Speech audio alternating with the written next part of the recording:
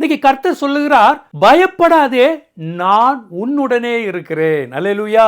கர்த்தர் நம்மோடு கூட இருக்கிறார். பேதுருடைய வாழ்க்கையை நம்ம பார்க்கும் பொழுது அலை அடிக்குது, காற்று அடிக்குது, எல்லாமே சூழ்நிலை அப்படித்தான் இருக்குது.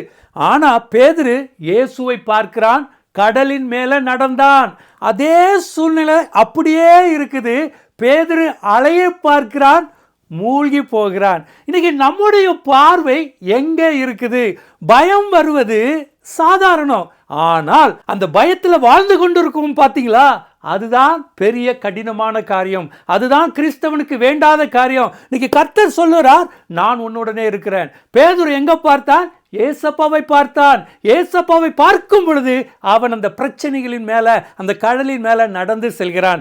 இன்றைக்கும் கூட பயத்தின் ஆவியில் பிடிக்கப்பட்டவர்களாக, இனி நான் என்ன செய்வேன், இந்த காரியத்தை எப்படி நடத்துவேன், என் வாழ்க்கை எப்படி போகும் என்று சொல்லி கலங்கி கொண்டிருக்கிறீங்களா?